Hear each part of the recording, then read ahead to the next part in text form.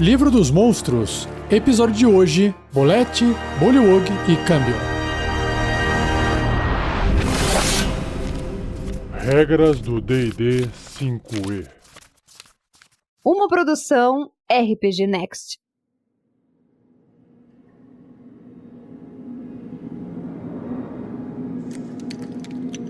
No livro do monstro, a ilustração do Bolette lembra um monstrão, tipo um dinossauro, com uma cabeça bem grande, uma boca bem grande, mas ele parece ter uma carapaça assim por cima da cabeça, como se ele estivesse saindo da terra, como se ele pudesse cavar com muita facilidade. Parece a boca de uma tartaruga gigante. Mas vamos para a descrição que o livro tem aqui. Um Bolette é um predador robusto que aterroriza quaisquer locais que ele habitar. Também chamado de tubarão terrestre. Ah, sabia que ele tinha cara de alguma coisa, cara de tubarão. Ele vive apenas para comer. Irracíveis e vorazes, Boletes não temem nenhuma outra criatura e eles atacam sem receio de superioridade numérica ou força. Imagino que ele tem inteligência baixa. Vamos descobrir logo logo. Caçadores subterrâneos. Os Boletes usam suas poderosas garras para criar túneis na terra quando eles caçam. Ignorando obstruções, eles arrancam árvores, causam deslizamentos de terra, encostas soltas e deixam buracos para trás. Quando as vibrações no solo e pedras alertam o Bolette de movimentação, ele emerge da superfície com as mandíbulas bem abertas ao atacar. Que é basicamente o que a ilustração do livro traz, exatamente esse momento dele saindo debaixo da terra com a boca aberta. Monstro errante. Olha só, um Bolette vagueia por terras temperadas se alimentando de quaisquer animais e humanoides que encontrar pelo caminho. Essas criaturas têm aversão à carne anã e élfica, olha só, apesar de eles geralmente matarem-nos antes de perceberem o que eles são. Um Bolette adora a carne de Halfling, olha só que legal, mais que todas e não pode ficar mais feliz do que quando persegue Halflings gorduchos por todo o campo aberto. Olha que legal. Um Bolette não possui covil, mas perambula por um território de caça de até 45 km de extensão. Seu único critério para o território é a disponibilidade de comida e quando tiver comido tudo na área, um Bolette segue adiante. Eita! Essas criaturas muitas vezes se instalam em assentamentos humanoides, aterrorizando-os até que seus residentes fujam em pânico ou até o Bolette ser morto. Todas as criaturas evitam os Boletes, que consideram qualquer coisa que se mova como comida, até mesmo outros predadores e Boletes, olha só. Os Boletes se juntam apenas para acasalar, resultando num sanguinário ato de garras e dentes que geralmente termina com a morte e consumo do macho. Vixe, a fêmea ganha nessa aqui, ó. Caraca, na natureza é assim que acontece, né? Criação arcana. Alguns sábios acreditam que o Bolette é resultado de experimentos de um mago louco no cruzamento de tartarugas e tatus com infusões de pus de demônio. Nossa, eu colocaria tubarão aqui no meio também. Tubarão da terra. Acreditava-se que os Boletes haviam sido extintos diferentes vezes, mas após anos sem ser avistado, a criatura inevitavelmente reaparece. Devido a seus filhotes nunca serem vistos, alguns sábios suspeitam que os Boletes mantêm ninhos secretos enterrados dos quais os adultos emergem para o mundo. Ah, é tipo, sei lá, cigarra, né? Cigarra você vê, mas a fase larval dela fica bem escondida, você não vê, dura um monte de tempo e aí sempre tá aparecendo cigarra. Legal.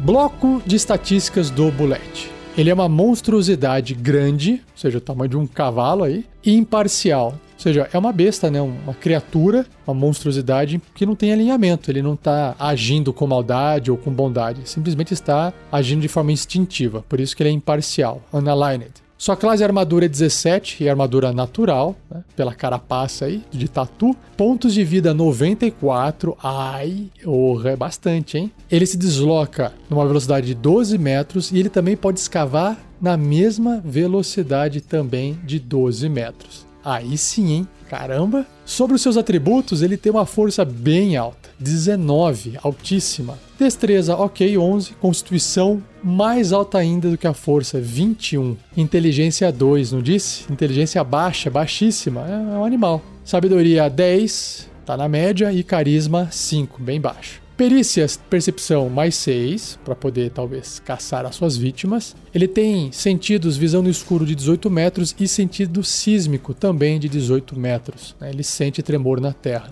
E a percepção passiva dele é de 16, claro, se a perícia dele é mais 6 de percepção, a passiva é 10 mais 6, dá 16. Então realmente é difícil de ele não perceber alguém por perto. Ele não tem idiomas, né? Não fala, não compreende nenhum, e o seu nível de desafio é 5, concedendo 1.800 pontos de experiência para quem derrotá-lo. Ele tem uma característica chamada salto parado. Vamos ver esse salto parado aqui. O salto em distância do Bullet é de até 9 metros e seu salto em altura é de até 4,5 metros, com ou sem uma corrida inicial. Ah, lembrei. Existe uma regra, que é baseada na força do personagem, do quanto alguém consegue saltar tanto para cima quanto para frente, né? Baseado na força e se a pessoa está parada ou correndo. No caso do Bullet, ele já tem aqui na estatística dele esse valor pronto para, olha, ele salta e esse valor aqui tá tudo certo, não precisa nem correr. Para facilitar e para justificar ele ficar dando saltinhos para um lado para o outro. E avançando, pulando cercas, pulando muros, sei lá, ou ele cava por baixo e dá na mesma, né? Então é isso aí, muito legal. E ele tem 2 ações, mordida, claro, é uma puta boca, e o salto mortal. Vamos ver, ó. Mordida é uma descrição curtinha. Ataque corpo a corpo com arma, mais 7 para atingir, um bom bônus. É um alvo apenas, né? E se ele acertar esse alvo, vai causar dano perfurante com a sua mandíbula, com a sua mordida, que dá 30 de dano médio ou 4d12 mais 4. Uau!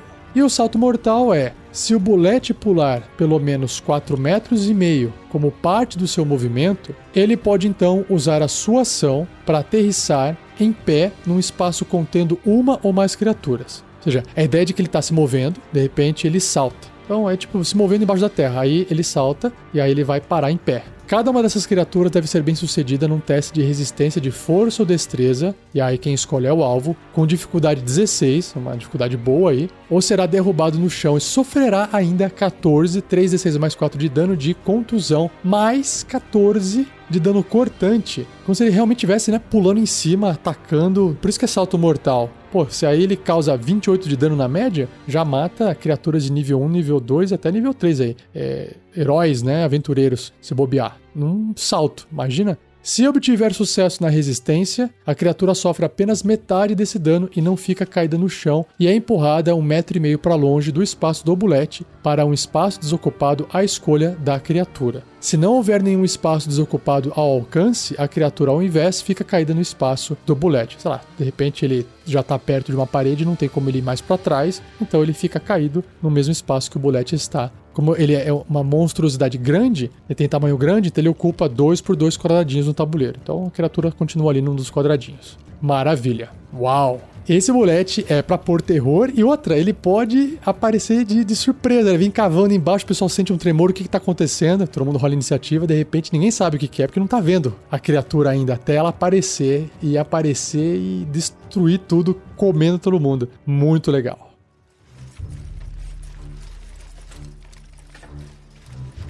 Ideia de aventura com o Bullet.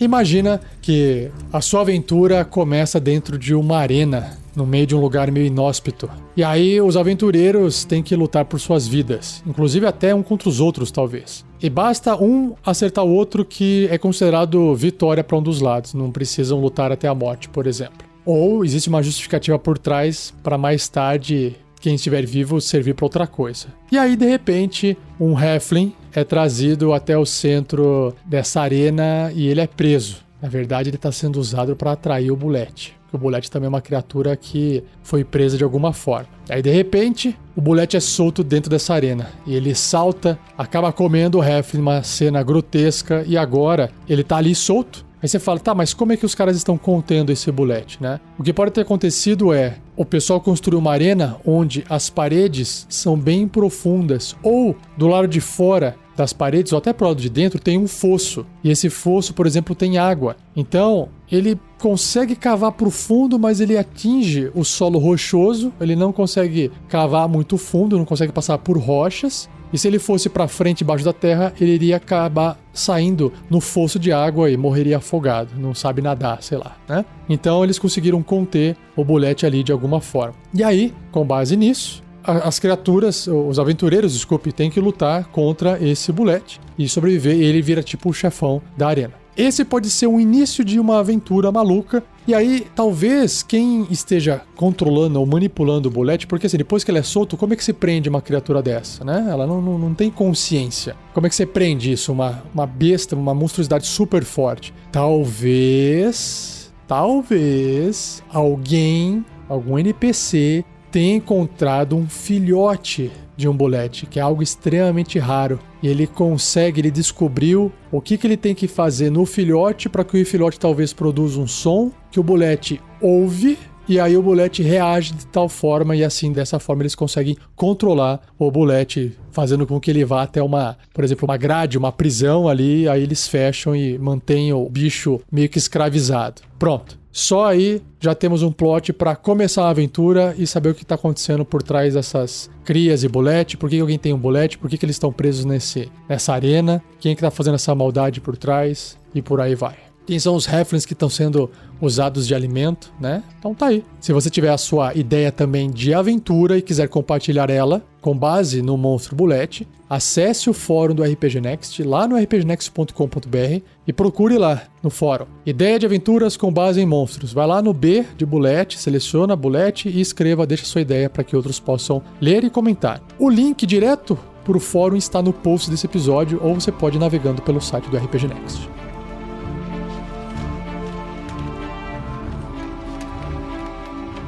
Seja você também um guerreiro ou uma guerreira do bem. Para saber mais, acesse padrim.com.br/rpgnext ou picpay.me/rpgnext.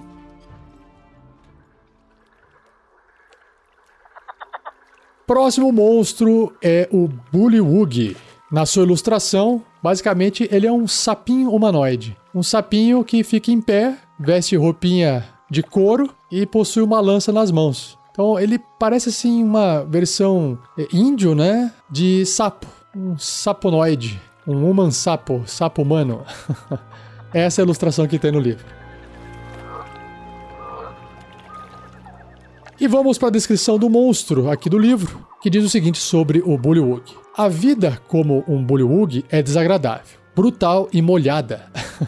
Esses humanoides anfíbios com cabeça de sapo devem ficar constantemente úmidos, habitando florestas chuvosas, brejos e cavernas úmidas, igual um sapo. Sempre famintos e completamente malignos, olha só, malignos, não sabia. Bullywugs subjugam oponentes com superioridade numérica quando podem, mas eles fogem de ameaças sérias em busca de presas mais fáceis. Os Bullywugs têm pele verde, cinza ou mosqueada de amarelo que varia entre tons de cinza, verde e marrom, permitindo que eles se mesclem com seus arredores. Eles vestem armaduras rudes, empunham armas simples e podem desferir uma poderosa mordida nos inimigos que se aproximarem demais. Aristocracia corrupta. Eita! Bullywugs consideram-se os governantes por direito dos pântanos. Eles seguem um tipo de etiqueta quando lidam com forasteiros e uns com os outros, sujeitos aos caprichos e desejos de seu líder, um autodenominado Senhor do Estrume.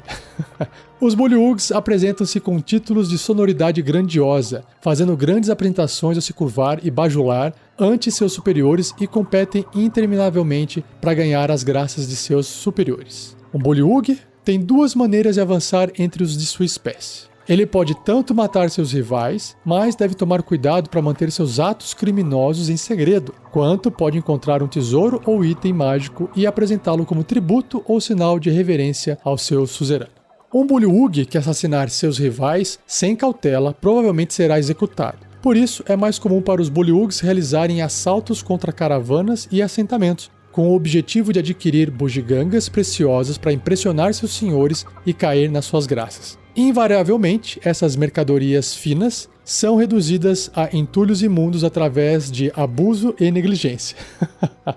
Quando um presente perde seu brilho, um senhor Bullywug invariavelmente exige que seus súditos tragam mais tesouros em sua homenagem. Eles não parecem serem assim tão inteligentes, né? Mas bem interessante esse comportamento, muito legal. Diplomacia rebelde. Bullywugs adoram ordenar aqueles que invadem seus territórios mais que tudo. Seus guerreiros tentam capturar os intrusos ao invés de simplesmente matá-los. Nossa, tem um episódio do Caverna do Dragão, do desenho, que acho que tem esses bichinhos sapo lá, capturando a turma. Os cativos são arrastados perante o rei ou rainha, um bullywug de tamanho excepcionalmente grande, e forçados a suplicar por misericórdia. Subornos, tesouros e bajulação podem iludir o governante bullywug a deixar os captivos partirem, mas não antes de tentar impressionar seus convidados, entre aspas, com a majestade de seus tesouros e reino. Acometidos por um profundo complexo de inferioridade, senhores bullywug se imaginam como reis e rainhas, mas anseiam desesperadamente pelo medo e respeito dos forasteiros. Legal.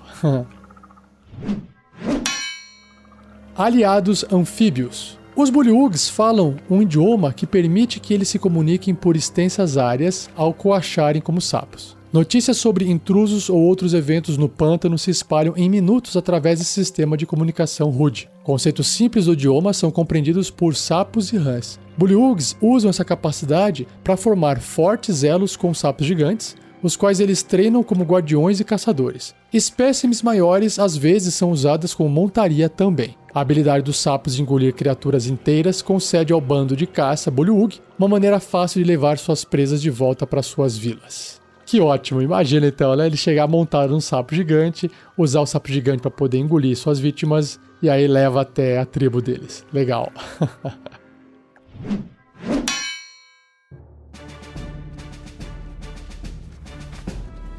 Bloco de estatísticas do bullywug. Ele é um humanoide médio, tamanho de uma pessoa normal, do tipo bullywug mesmo. E o seu alinhamento é neutro e mal. Sua classe de armadura é 15, ele tem uma armadura de peles, né, um gibão de peles, e usa escudo. Igual o Bugbear. Pontos de vida, 11, não é tanto assim. Deslocamento 6 e a natação dele é 12, o dobro, ou seja, ele consegue se deslocar nadando 2 vezes mais rápido. Muito bom. Sobre os seus atributos, os físicos é um pouquinho acima da média, então força, destreza e constituição, 12 e 13. E os mentais, abaixo da média. Então, inteligência e carisma são 7, né? Meio burrinho ali, não carismático. E sabedoria 10, que é normal. Ele tem perícias, furtividade mais 3, sentidos, uma percepção passiva de 10, que é por causa da sabedoria que não tem bônus nenhum. Ele conversa, entende, fala no idioma bullywug, idioma deles. Que legal. E o nível de desafio é 1/4, 50 de XP. Na parte de características de habilidades especiais, ele é anfíbio, ele tem camuflagem pantanosa, tem falar com sapos e rãs e o salto parado. Olha só, que é a mesma habilidade do bulete. Então vamos lá, anfíbio. O bullywug pode respirar ar e água. Faz todo sentido. Camuflagem pantanosa, o bullywug tem vantagem em testes de destreza, furtividade, feitos para se esconder em terreno pantanoso. Faz todo sentido, né? Ele se agacha ali e fica só com o olhinho de fora de sapo dele. Falar com sapos e rãs, o bullywug pode comunicar conceitos simples para sapos e rãs enquanto ele fala bullywug. Legal. E salto parado, o salto em distância do bullywug é de até 6 metros e seu salto em altura é de até 3 metros. Pô, bem alto, né? Com ou sem uma corrida inicial. E as ações, ele tem ataques múltiplos, o bullywug realiza 2 ataques, um com sua mordida e um com a sua lança. Então ele tem esses 2 ataques descritos aqui, ó. Mordida, um ataque corpo a corpo com arma, mais 3 para atingir um alvo, se acertar causa 3 de dano, um D4 mais 1, é um dano de contusão. Ele esmaga ali com a boca dele, não tem dentes. E a lança é um ataque corpo a corpo ou à distância, então ele pode também arremessar essa lança. Mais 3 para atingir, se for ali corpo a corpo, ou à distância, tanto faz. Só que a distância é no máximo 6 metros para rolar com vantagem e acima de 6 a 18 metros ele faz o ataque com desvantagem. Apenas um alvo. Se acertar, ele causa 4 de dano perfurante, independente se for ataque corpo a corpo ou à distância. E se ele resolver usar a lança segurando as 2 mãos, o dano é um pouquinho maior. É 1d8 mais 1, dá 5 de dano médio. Mas aí é só ataque corpo a corpo, que faz todo sentido. Ele não vai ter nada nas mãos, né? Então ele vai usar a lança com as 2 mãos, com certeza é mais vantajoso. Então, tá aí. Um monstrinho bem simplesinho, mas com um background bem interessante, hein? Vamos ver como é que vai ficar a ideia de aventura.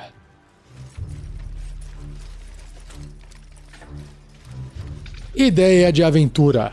Imaginem que um reino foi atacado, e aí um reino de humanos. E aí esse reino de humanos teve que abandonar o castelo e fugir. E aí eles fugiram a cavalo, né, os seus nobres e tal, e tiveram que passar por um pântano. Nessa travessia não aconteceu nada. No entanto, a princesa, fugindo a cavalo, deixou cair a sua tiara preciosa ou mágica no meio do pântano. E ela só percebeu depois que eles fugiram e atravessaram. E aí ela se encontra ainda com um pouco de poder e dinheiro, encontra um grupo de aventureiros que está ali apertado de grana, que precisa de um trabalhozinho para poder conseguir alguns favores, comida, uma estalagem para poder dormir, enfim. E ela fala, olha, se vocês recuperarem a minha tiara lá no pântano de alguma forma, eu recompenso vocês. Só que não sei como é que tá, e só vou pagar a hora que vocês me trouxeram essa tiara. Beleza. E aí, os aventureiros pangarés, inclusive até pode ter mais de um grupo, partem pro pântano para poder buscar esse item precioso aí da realeza. E aí, é claro que no meio do caminho eles não vão encontrar mais, porque os Bullywugs já pegaram essa peça brilhante, porque um dos sapinhos aí queria virar rei. E aí, quando os aventureiros estão ali no pântano, eles são atacados pelos Bullywugs, são levados até a tribo para poder, enfim, ser extorquidos. E aí, de repente, o chefe nada mais é um Bullywug normal. Não é aqueles Bullywug gigantão, gordão que tá na descrição, porque ele acabou de virar rei, ele tá lá com a tiara na cabeça dele. E aí começa aquela negociação, porque acho que as criaturas em maior número são capazes de eliminar completamente os aventureiros, que, mesmo matando alguns dos Bullywugs, não seriam páreos para uma tribo inteira. E aí se inicia a discussão, se inicia uma negociação, e aí é com você. O que será que os aventureiros vão ter que fazer diante desses Bullywugs? Será que um outro grupo de aventureiros que também está em busca desse tesouro vai chegar e vai causar confusão? Vai tentar roubar e vai gerar um combate? Ou será que os aventureiros terão que conversar com os Bullywugs numa tentativa de subordinar eles para que eles possam sair de lá com aquela única coroa em específico? Será que o reino, a princesa, não são às vezes pessoas que fizeram muito mal para a população deles e tem alguma forma de ludibriar os Bullywugs dando outros tesouros, ou falar assim, olha, se você me devolver isso aí, eu sei onde você pode conseguir mais. E aí os aventureiros ficam do lado dos Bullywugs, e aí eles têm que dar um jeito de atrair a realeza, os nobres pro pântano, pros Bullywugs assaltarem eles, enfim, é uma conspiração completa aí para você pensar na sua aventura. Essa foi a ideia que eu tive aqui no brainstorming de hoje. Se você tiver uma ideia legal também que queira compartilhar, entre no fórum onde tem lá ideias e aventuras baseadas em monstros. Link no post do episódio. Escreva, registre a sua ideia para que todos possam ler.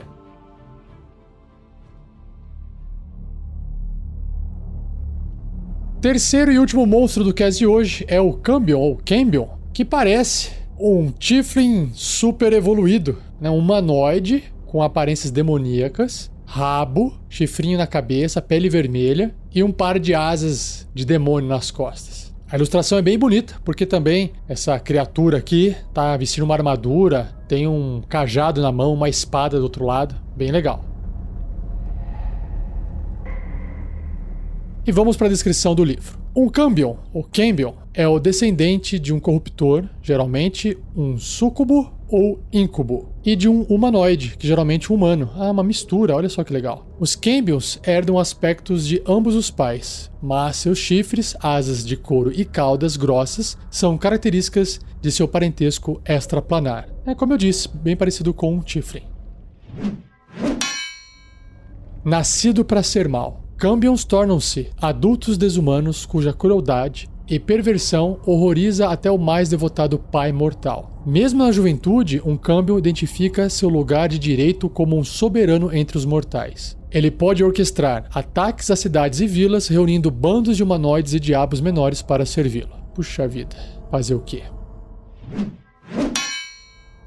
Peões dos poderosos. Um Cambion obrigado a servir seu pai demoníaco o faz por admiração ou por temor, mas também com a expectativa de que um dia irá ascender a um lugar de destaque. Os Cambions que cresceram nos Nove Infernos servem como soldados, emissários e servos pessoais para diabos maiores. No abismo, um Cambion possui apenas autoridade que ele conseguiu reunir por puro poder e força de vontade. Legal. Prole de Grazit. Acho que é assim que fala. G-R-A-Z-Z-T.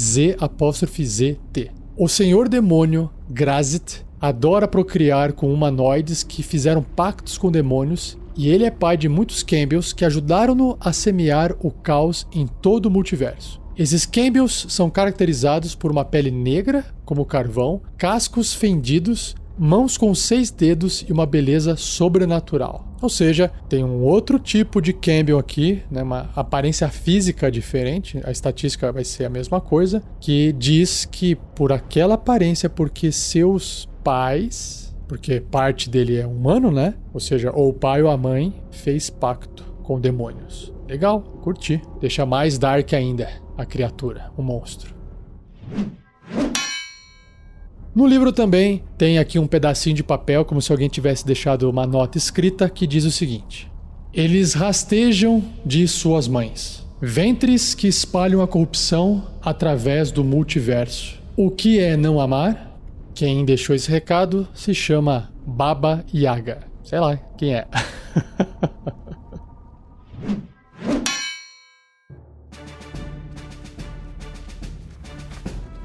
Vamos então para o bloco de estatísticas do monstro Cambion. Ele é um corruptor médio, corruptor é o Fiend, e alinhamento é qualquer tendência maligna. Então pode ser caótico maligno, leal maligno ou neutro e maligno. Ele tem uma classe armadura de 19, bem alta, que está vestindo uma Scale Mail, uma Brunea, que é uma malha com escamas, né? Parece aquela armadura que parece escamas de peixe. Pontos de vida 82, bastante. Deslocamento 9 metros, anda igual um ser humano normal, só que ele voa 18 metros, uma boa velocidade. O dobro, né? Sobre os seus atributos, ele tem força, destreza, constituição, bem acima da média. Então, força 18, destreza 18, constituição 16, carisma também, né? 16, caramba, inteligência 14, acima da média, não bem acima, mas acima da média, e sabedoria 12, então todos os atributos acima da média. Em testes de resistência, ele vai ter mais 7 para teste de resistência de força, mais 6 para constituição, mais 5 para inteligência e mais 6 para carisma. Então, ele tem uma chance de resistir muito maior a magias e efeitos para essas habilidades. Em perícias, ele tem enganação mais 6, furtividade mais 7, intimidação mais 6, percepção mais 4. Então perceba que toda essa manipulação social, enganar, ser furtivo, intimidar, perceber as coisas, que ajuda ele a ficar esperto também, né? Todos os bônus altos aí. Legal. Ele tem, claro, resistência a dano. Se você acha que é só fogo, tá enganado. Elétrico também. Frio. Resistência, lembrando, é metade do dano, né? Veneno. Contusão, cortante e perfurante de armas que não são mágicas. Então, às vezes, a arma tem que ser mágica para poder passar por essa resistência que ele tem. E sobre os seus sentidos, ele tem visão no escuro de 18 metros, que é a visão no escuro padrão, e percepção passiva de 14. Legal. E idiomas, ele, além de comum, sabe se comunicar em abissal e infernal. Legal. E o seu nível de desafio é 5. Alto pra caramba, para aventureiros, claro, de níveis iniciais, né, numa aventura, concedendo 1.800 pontos de experiência. Sobre características especiais, ele tem a Bênção Infernal e a Conjuração Inata. Bênção Infernal é a CA, a classe armadura, né, a defesa do Cambion inclui bônus de carisma que já está incluso. Ah, por isso que é 19. Além da armadura, tem o bônus de carisma. Aí você se pergunta, por que o bônus de carisma de uma criatura aumenta a sua defesa? Como é que o carisma defende ele de um ataque, né? Você pode considerar que a habilidade carisma é uma percepção social. Ele entende bem as pessoas. Carisma não é só aparência, é ter essa questão de compreender bastante o comportamento das criaturas, dos seres. E quando você entende bastante, você pode prever algumas ações e reações. E por causa dessa previsão, você pode antecipar às vezes um ataque um pouquinho. Por isso que o bônus de carisma, ele pode ser utilizado na armadura aqui. Essa seria a justificativa que eu estou dando para o bônus de carisma ir para defesa, ir para armadura, tá bom? Se você tiver alguma outra sugestão, alguma outra explicação, deixa aí no post, deixa nos comentários. E a outra habilidade é Conjuração Inata. A habilidade de conjuração de um Cambion é Carisma. E a CD de resistência da magia é 14, um bom número aí. E ele pode conjurar inatamente as seguintes magias sem necessidade de componentes materiais. Ou seja, ele faz aquilo como se fosse algo extremamente natural para ele. Quase como se fosse o feiticeiro, só que o feiticeiro ainda precisa dos componentes materiais. Então ele pode fazer algumas magias, tem 2 linhas. A primeira linha é as magias que ele pode fazer 3 vezes por dia cada uma, e a outra que ele pode fazer 1 vez por dia. Então, quais são as que ele pode fazer 3 vezes por dia cada uma? É o alterar-se, que é mudar ele mesmo, ele pode mudar a forma dele, a aparência dele, comando, pode comandar alguém, e detectar magia. Ótimo. E a que ele pode fazer apenas 1 vez por dia, e apenas nele ele pode fazer magia, é a viagem planar. Legal. Porra, bem massa. Isso dá muita mobilidade para ele, e as magias que alteram e comandam, né, faz com que ele consiga manipular facilmente outras pessoas. Show. E sobre as ações, ele tem ataques múltiplos, ou seja, ele pode realizar 2 ataques corpo a corpo, ou usar o seu raio de fogo, que é um outro ataque, 2 vezes. Então vamos lá, antes de eu falar do raio de fogo, ele tem um ataque com lança, que é um ataque corpo a corpo, por isso que ele tem uma lança na ilustração ali, mais 7 para atingir, um alvo apenas, ou ele pode arremessar essa lança numa distância de até 6 metros, ou no máximo 18 metros com desvantagem, um alvo apenas. Se acertar, 7 de dano perfurante, ou 8 de dano perfurante se ele for usado com as 2 mãos, né, para poder ser realizado um ataque corpo a corpo. E mais 3, ou seja, um D6 de dano de fogo. Então essa lança ela é quente o suficiente para queimar mais esses 3 pontos. E o raio de fogo que ele tem é um ataque à distância, com magia, mais 7 para atingir, a distância de 36 metros, uma boa distância, um alvo apenas, e se acertar 3d6, dá 10 de dano médio, de dano de fogo. Ele solta um raio. Agora, de onde sai esse raio? Imagino eu que possa ser do olho, pode ser da ponta do dedo. Da lança não, né? Porque se ele perde a lança, ele não poderia mais fazer o raio de fogo. Eu acho que pode ser tanto do dedo, se você achar legal ele soltar pelos olhos, também ficaria interessante. E por fim, ele tem uma ação chamada Charme Demoníaco, né? Porque como ele é uma cria de um súcubo ou um íncubo, né? Acho que tem a ver isso aqui, ó. O charme demoníaco é um humanoide que o Campbell possa ver até 9 metros de distância dele, deve ser bem sucedido num teste de resistência de sabedoria com dificuldade 14, ou ficará magicamente enfeitiçado por um dia. Uau! Enfeitiçado é tipo, né, o seu alvo, o alvo do Campbell, ele fica ali, ele sente que aquela presença do Campbell é uma presença amiga, uma presença, pode ser amorosa, pode ser, não importa, mas é aquela coisa assim, nossa, eu gosto de você, de alguma forma. O alvo enfeitiçado obedece aos comandos falados pelo Campbell. Se o alvo sofrer qualquer ferimento do Campbell ou de outra criatura, ou se receber um comando suicida do Campbell, o alvo pode repetir o teste de resistência, terminando o efeito se obtiver sucesso. Lembrando, olha só, ele pode repetir o teste, ou seja, se ele falhar de novo nesse teste, a coisa continua. Se o teste de resistência do alvo for bem sucedido, ou se o efeito terminar nele, a criatura fica imune ao charme demoníaco do Campbell pelas próximas 24 horas. Eita! Mas até lá já pode ter acontecido alguma merda, certo? Tá aí o Campbell? Então agora vamos para a ideia de aventuras.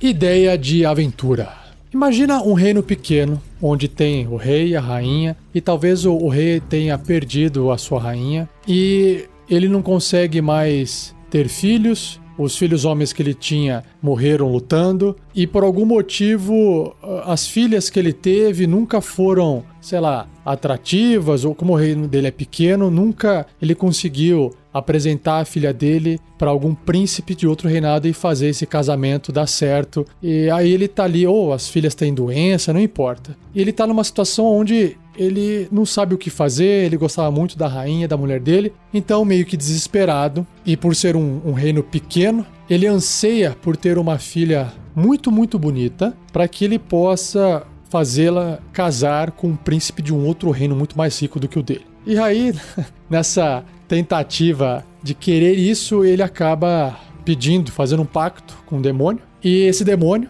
concede a ele uma filha. Essa filha é um Campbell. Só que quando essa filha chega até ele, ela chega com a pele negra, como carvão, cascos, enfim, feia assim, mas naquele mesmo instante a criança se transforma num bebê normal e passa a viver e crescer com aquele rei, até o rei começar a ficar mais velho, e a menina cresce e, claro, ela é uma Campbell, né? E ela mantém aquela aparência extremamente bela, satisfazendo o desejo do pai de que ele poderia casá-la com algum príncipe, alguma coisa. E aí o que acontece? O rei, já velho, resolve pegar essa sua filha e apresentar para os príncipes dos reinos ao redor. Só que algo começa a acontecer de estranho. A moça, extremamente bela, se envolve com os príncipes e os príncipes começam a se matar. Eles acabam morrendo. E aí um desses reis, desses reinos que tem os príncipes que perderam dos filhos, começa a achar uma coisa meio estranha demais e contrata os aventureiros para poder investigar o que está acontecendo. E aí inicia a aventura. Os aventureiros talvez, logo após a morte de um dos filhos do rei, porque o rei talvez já tivesse ouvido histórias de outros filhos que morreram de outros reinos, fala assim, olha, é o seguinte, geralmente eu envio minha comitiva de guardas reais para acompanhar aí a princesa, que é a filha do rei lá que pediu, né? Acompanharem ela de volta pro reino dela. Dessa vez eu quero que vocês vão juntos e eu quero que vocês investiguem o que tá acontecendo, vejam se tá acontecendo alguma coisa estranha lá no reino lá, por que os príncipes estão morrendo. E esse contato com essa moça, que eles não sabem o que é ainda, como ela é extremamente inteligente, o Campbell, né? O monstro, ele já saca que, opa, vão me pegar aqui no meu esquema aqui, né? E aí imagino eu que o Campbell, em formato de princesa super bela, vai tentar ludibriar, talvez, um dos aventureiros ou aventureiras para poder, sei lá, passar uma noite numa tentativa também de matar e assassinar, eliminando eles um a um, porque é muito mais fácil do que enfrentar todo mundo junto, né? E aí pode dar errado esse plano, ou realmente pode, que se der certo, o jogador perder seu personagem, né? Mas pode dar errado, e aí ela pode apresentar a sua forma real, porque para ela poder voar, ela vai ter que se destransformar, né? De princesa para Campbell, sai voando, foge, enfim. E aí os aventureiros têm quem buscar, quem ir atrás. Aí ela pode ter ido para um local onde ela está formando um pequeno exército para poder invadir o reino pequeno do rei, tomar para ela. E aí pronto, começou a aventura. Certo? Curtiu? Bom, foi isso que saiu aqui no improviso. Se você tiver uma ideia, não esqueça, acesse o fórum do RPG Next, link no post. Escreva lá a sua ideia. Compartilhe.